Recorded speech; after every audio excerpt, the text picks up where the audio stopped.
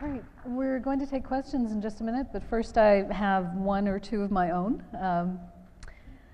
Dr. Pollock, would love to hear more about what you think the effect of the Republican takeover of Congress will be on Iran policy. But another question as well. From your comments, I get the sense that although you are somewhat optimistic that there might be progress on the nuclear talks, you retain a deep and abiding suspicion of Iran in general and its motives. Would that be correct? Yeah. Okay. That's exactly right. Despite Yeah. the new government, tell us a little bit about that. Okay.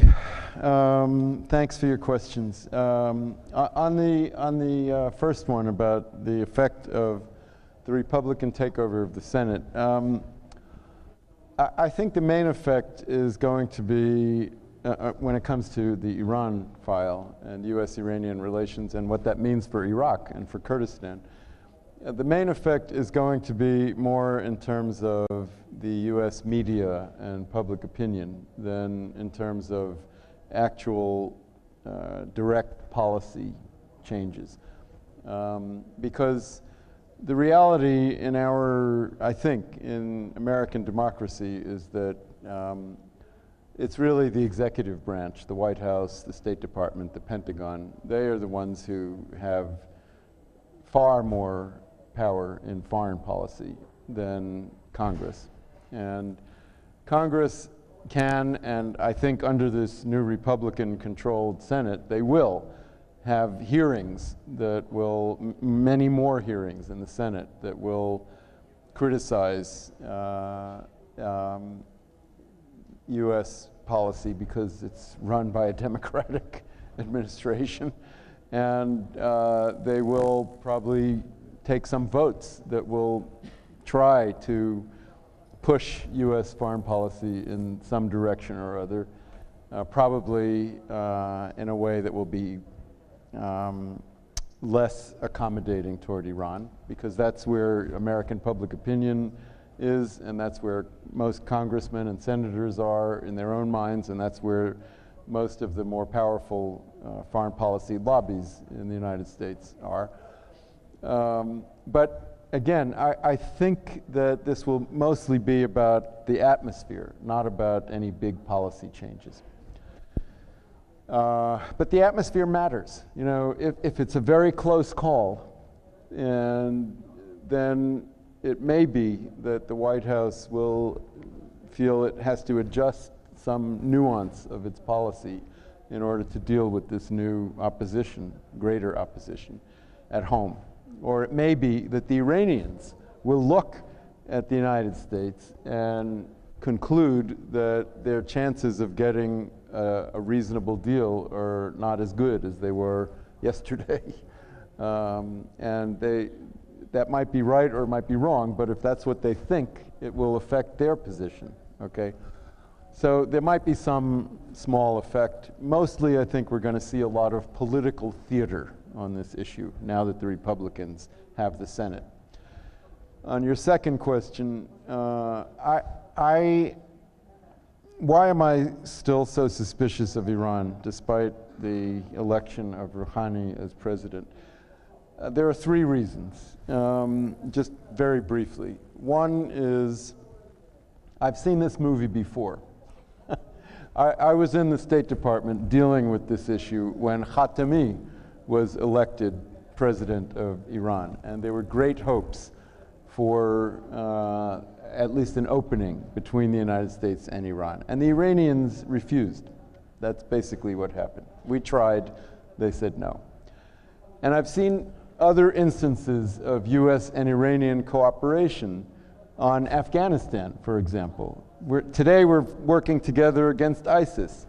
10 or 12 years ago, we were working together against the Taliban in Afghanistan after 9/11.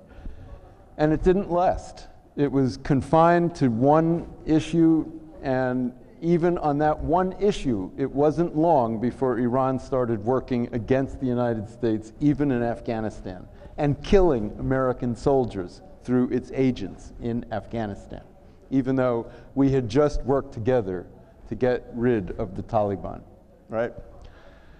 So that's number one. I've seen this movie before, and the Iranians have not kept up their side of the bargain the way we would have hoped. Number two, if I look at what's going on inside Iran under Rouhani, I see that Khamenei is still in charge. That almost goes without saying. Nobody elected him. At least the Iranian people didn't elect him, but he is the guy who makes all the real decisions. And he still is expressing a very, very hard line against the United States. And I also see that Rouhani has not improved the human rights situation inside Iran. On the contrary, under his government, more people, Kurds, Persians, Arabs, opposition figures, women accused of bad behavior, more people are being executed in Iran on phony charges every day under Rouhani than under Ahmadinejad. So I don't really see that he marks a fundamental change in the nature of the Iranian regime. And number three, when I look at what Iran is doing all around the region, whether it's here, actually right here in Kurdistan, where they are meddling in internal politics in what I think is not a very helpful way, and where they are using economic leverage in order to try and push the KRG government into various positions, and where they have their agents following people around and harassing them if they think there might be a problem. When I look at Iranian behavior all around the region, I don't see any reason why we should trust them. Nevertheless, I still think that talking to them is better than not talking to them, and looking for common ground is better than assuming that it's impossible. And resolving the nuclear issue peacefully is better than the alternatives. Hiwa, I was just looking at the tweets up there, and one of them said, Iran is always one step ahead of the United States. Do you agree with that? I agree. I think as far as Iraq is concerned, I hope they can add the word Iraq. In Iraq, Iran is always, I think, a step ahead of the United States. When ISIS attacked, the first country that helped Kurdistan region and Iraq was Iran. America came second. When President Talabani fell ill the first time, 2 planes landed simultaneously in Suleimania, one Iranian, one American, to transport him to the nearest hospital. I'm not going to say which one he took. So yes, definitely. I think Iran is an important neighbor for us, for us in Iraq. And America is also an important ally for all the Iraqi people. I will quote President Fuad Massoum. Last month, or about 2 months ago, he was in New York, and he was asked a similar question about how do they play the balancing act between Iran and America. And he summed it up in one sentence. He said, look, with Iran, we have long borders, and they've been there since day one. With America, we have a very important strategic relationship. But the key thing here is that we do not look at America with Iranian eyes, and we do not look at Iran with American eyes. And I think this is the policy piece that Iraqi politics, Iraqi political parties and government need to translate into practice. Thank you. Let's take some questions from the floor. We've got microphones, and if we could make sure so we get to everybody, they're actually questions, that would be great. And let's see, if you could also just tell us your name and your affiliation, that would be wonderful too.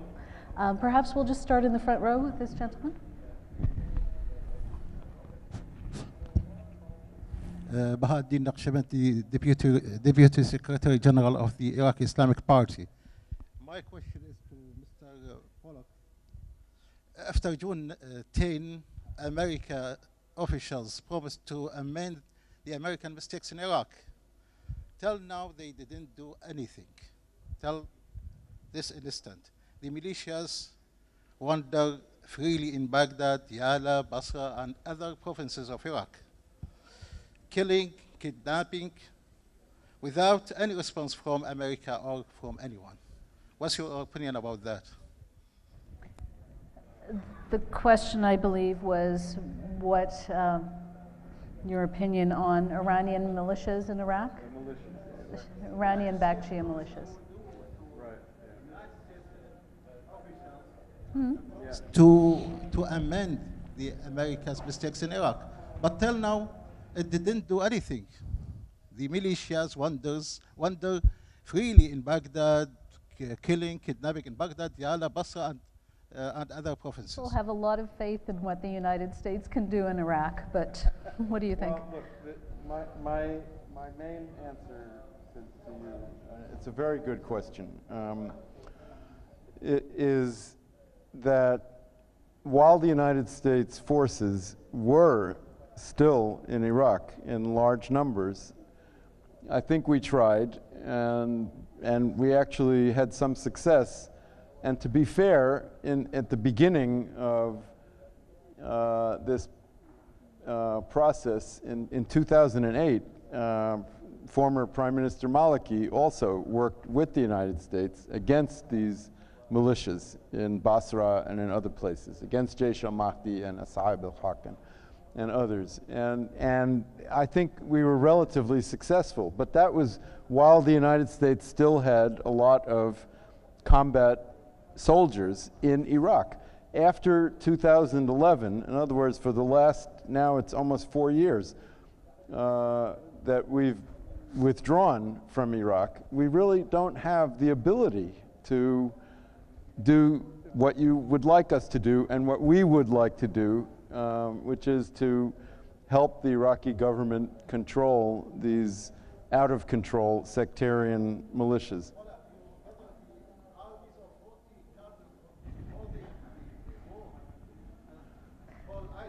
Yes, you're right. But if what you, yeah, that's right. If what you're suggesting is that we should also have airstrikes around Basra, I don't think it's a good idea, frankly. Another question, second row, the gentleman at the end, red tie. Hi, this is Dastan from University of Kurdistan Howler. My question is for Dr. Pollock. Can you hear me? I mean, let's hope that America and Iran will come to an agreement because it's good for the stability of the region. But as Kurds, we have a bad history with these types of agreements. So will the Kurds be the victim of any potential agreement between Iran and United States? And I would like to say that I agree with Hiwa that Kurds do not say United States we love. Let's say we like and we love United States of America. Thank you. I'm not sure I got it, but the Kurds, or the effect on the Kurds, yeah, okay, of a U.S.-Iranian agreement. Thank you for your question again. I don't think that a U.S.-Iranian agreement, if there is one, will make a big difference in terms of the policy of either government toward the Kurds. I don't think that the Kurds will benefit from such an agreement, and I don't think they will suffer from such an agreement, if there is one. And on one particular issue, which I didn't talk about, but your question gives me an opportunity to say a word about it, which is the question of the independence of Kurdistan. On that issue, both the US government and the Iranian government and other governments in the region, and actually, from what I heard earlier today, your own government right here in Erbil, the government of the KRG, do not support immediate independence for Kurdistan. They're against it. They're against a quick move to declare independence. And so on that issue, the US and Iran, and I think actually in reality, your own government here, all agree that this might be an issue for the long-term future, but not for today. So on that, there's no real disagreement, and a U.S.-Iranian agreement won't make a difference on that issue, which is a very important issue. If we could go to the gentleman there, thanks, and then we'll go around. Okay, thank you very much. Do you agree, Mr. David, with people thinking that ISIS is one fault of the American when they keep quiet about the sectarian regime in Iraq, and they keep quiet also about the genocide people for 3 years in Syria, that their ISIS get a place to recognize and organize and then back to Iraq again? Thank you. Okay, should I take this? Okay. Look, if I understood the question, I agree with you. That is that the United States made a mistake, a big mistake, by not doing more to prevent the rise of extremists and of genocide in Syria, and waiting as long as we did to take any military action or even start providing significant support to Syrian opposition forces, military support. I agree with you, and if you, again, I hate to keep saying this, but if you look at my website or the things that I wrote on the Washington Institute website, you will see that I've been saying that for the last 3.5 years. That my own personal opinion is that the United States government should have done much, much more, much sooner to fulfill the objectives that my own government, my own president stated early on, which is that we would support the Syrian opposition, that Assad should go, that we would try to help the Syrian people against the same kind of threat that ISIS is posing today that already existed several years ago. But I would have to say one thing in support of U.S. policy. Although we didn't do as much as we could have or should have in Syria, and we're still not doing as much as we could or should in Syria, the United States is the country in the world that has provided by far the most humanitarian support for refugees in this region, whether they're Syrian or Palestinian or Kurdish or Iraqi or any other refugees. Not as much as Saudi Arabia now, though. Much more than, much more than Saudi Arabia. Much more. Many billions of dollars more than any Arab country or than any country. And so, you know, we make mistakes. Sometimes we don't do things that we should do. But there's one thing that the United States is very generous about, and that's humanitarian assistance. And I think that needs to be recognized. Let's see, if we could go in the back there to Ari in the blue suit. Yep, and then we'll come back around. Thank you. And I'm Ari Mamshai. I work with the KRG, simply. Did you hear the initial statement? My name is Ari Mamshai. I work with the KRG. Two questions directed towards David Pollock. First is in case of the demise of Khamenei, as his current, as his health is not good, which camp in Iran, the reformist and the hardline Pasdaran camp, which camp of them are going to be stronger? First. Second is that in case if the deal does not work out with the United States, between the United States and Iran, does Israel still go on with its planned attack on the nuclear facilities of Iran? I couldn't hear it correct. Can you repeat the questions? one was Yeah. essentially who's going to win and around the hardliners or the other camp? Inside Iran, yeah. Yep. Okay. All right. And In that's case- okay. Let me. And you probably. Can you pick your favorite question? Which which is your, which is Well, the question first you one- want to okay, ask the first most? one with which camp in Iran Yeah. is going to get more strength after the demise of Khamenei? In Iran, yeah. Go ahead, yeah. I think in answer to this question, which camp is going to win after Khamenei, it's a shame that the Iranian Consul General couldn't be here. I think it was a question mostly, it's more appropriately he should have answered that question. But looking at Iran from a distance and from their behavior, Iran, although ultimately it is the supreme leader who makes the decision, but most decisions are informed in Iran.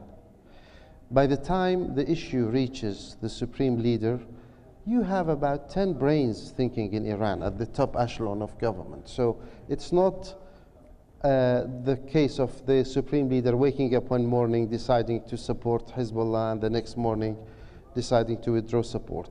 There are fixed strategic interests of the Iranian state, and what we noticed that everybody has so far managed to observe those interests, whether it's the supreme leader or Mr. Rouhani or even Mr. Qasem Soleimani. Great. We're almost out of time, but I think since we started late, maybe we'll do another 5 minutes. Ah, yes, sorry, please.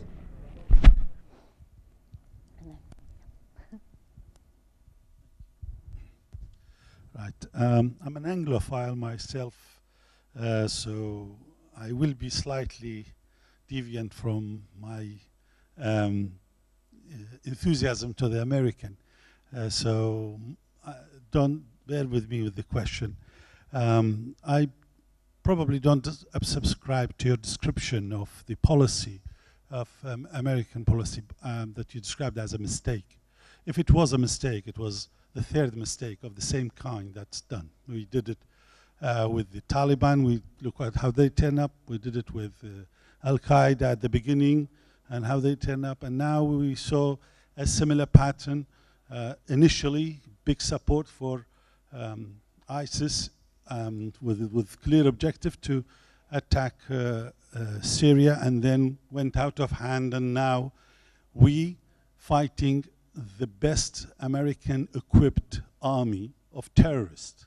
We are fighting them on that behalf. So I don't think that was a mistake, maybe a short-sighted policy that they don't want to admit. My real question is, America now are hitting hard on ISIS, there is no question. Can we read into that a significant policy change in terms of regime change in Syria as well? Are they changing their heart on that, or are they going to pursue that policy, especially when we see what happened in Libya, for instance? The other question, I think it is, you earlier on talked about the nuclear file. Do you think those negotiations that, of course, they were secretive, rightly so, initially, were one of the reasons that pushed America, the United States, to respond so severely and quickly against ISIS, try to pacify or placate Iran's insecurity and the threat to their interest? Was that a reason or one of the reasons in that American response? Thank you. Okay, very interesting question. Thank you. I'm going to be, blunt.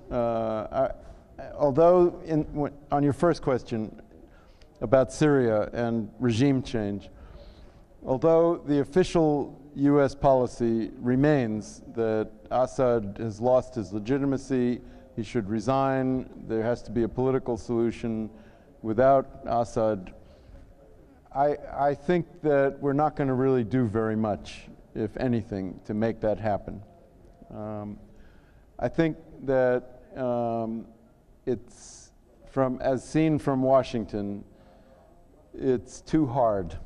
And the results, as you said, are very unpredictable, as we saw in Libya.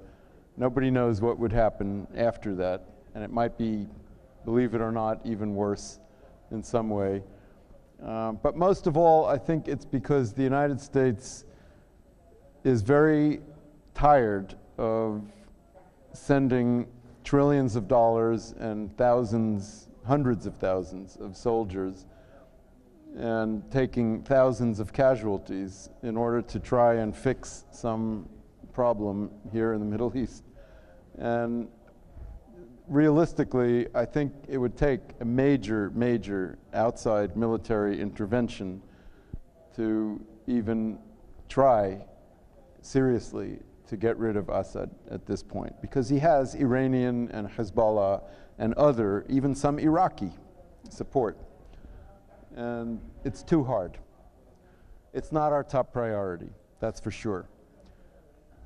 On the nuclear question, or on the question of why we were so quick to act against ISIS, I actually think that one of the main factors was Kurdistan. This is really one important, even like vital case in which the fate of Erbil, where we are right now, was the trigger that tipped the balance for a White House and a president that was very reluctant to get back in any military way, even from the air inside Iraq. This is the one thing that really, more than anything else, tipped the balance. When people in Washington suddenly realized that it's not just Mosul, it's Erbil that's in danger, and that the last best thing that we left in Iraq could be undermined by this horrible new extremist organization, then that is the main thing that pushed the United States to act. There were also concerns, humanitarian concerns, but as someone else said, we didn't act to do very much to save, or to prevent massacres in Syria all these years. So that's not a very good explanation. But the idea that ISIS could actually overrun Erbil, and it could have happened, I think that was what really made the United States act, and I'm very glad it did. Obviously, I wouldn't be sitting here today, and maybe you wouldn't either, had we not helped out in that crisis. Thank you. Great. I think we're almost out of time, but can we take 5 more minutes? What do you think? Okay. Sorry. This gentleman here has been wanting to ask a question for a long time. If you could just ask a brief question, that would be terrific. My name is Heyman Homer. I am from the Saladin University's Political Science Department. من هي من الشيخ بزيني لبشي زان سراي مياركين صلاح الدين.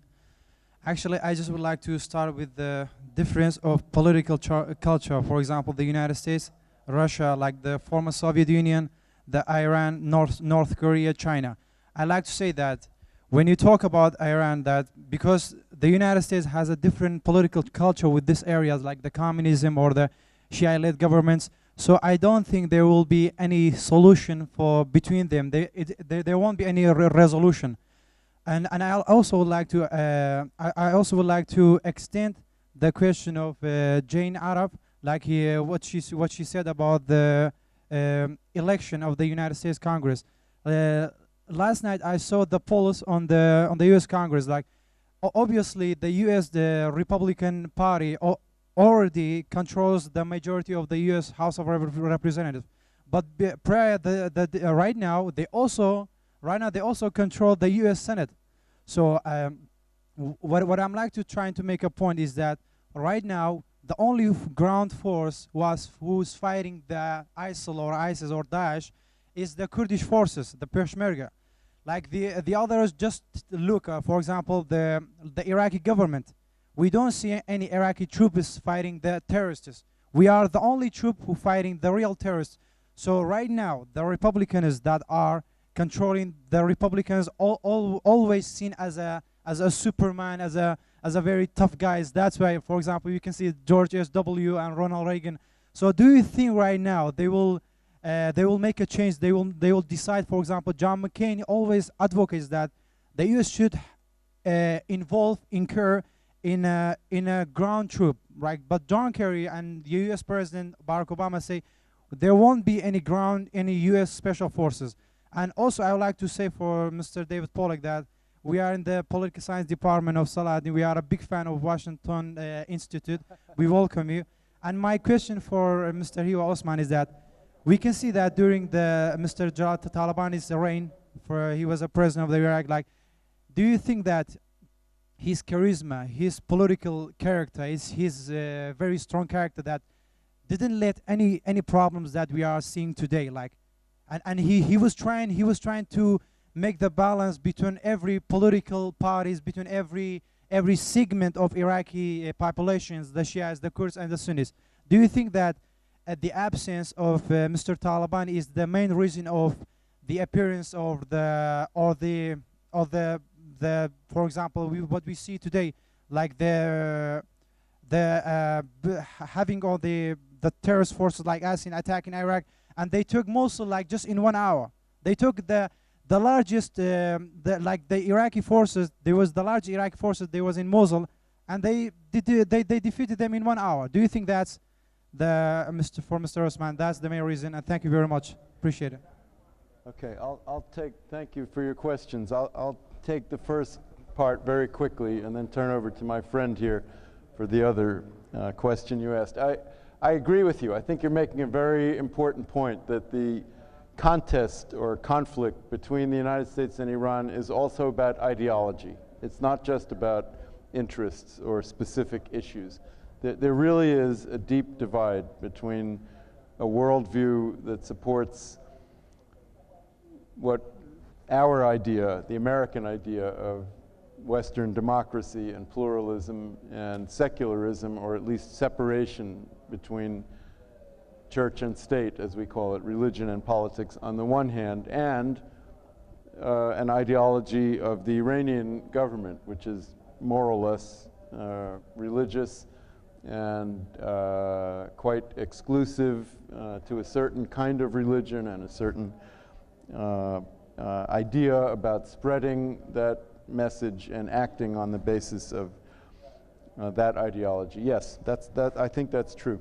And it adds one more obstacle to full-fledged U.S.-Iranian cooperation.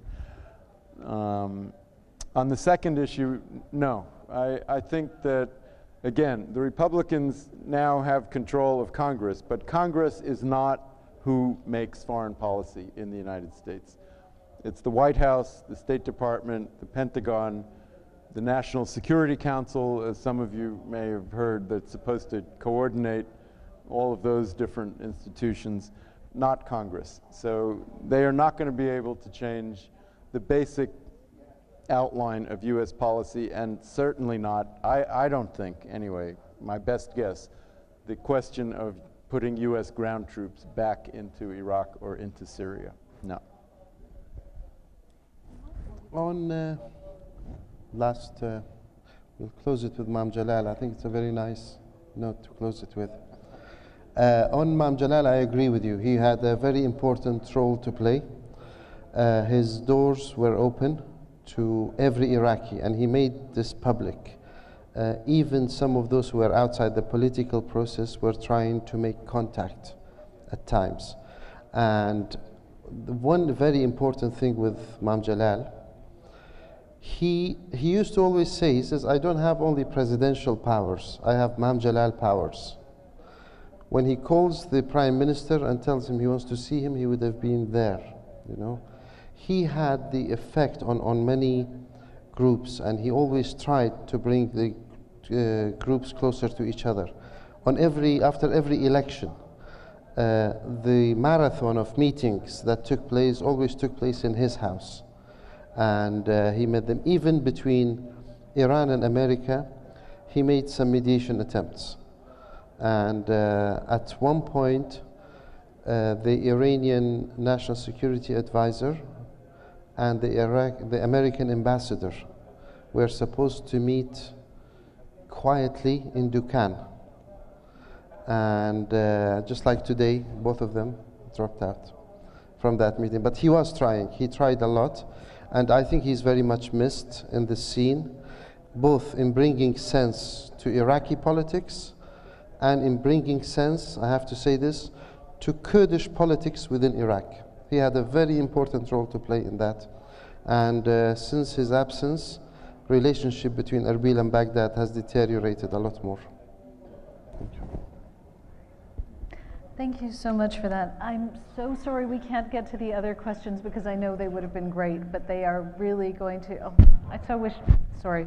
I think we really do have to end it, otherwise they will kill me. So thank you very much, everybody. I think everyone's here for another couple of minutes if you want to come informally and ask them. And I hope everyone comes back tomorrow. So thank you so much. And thank you.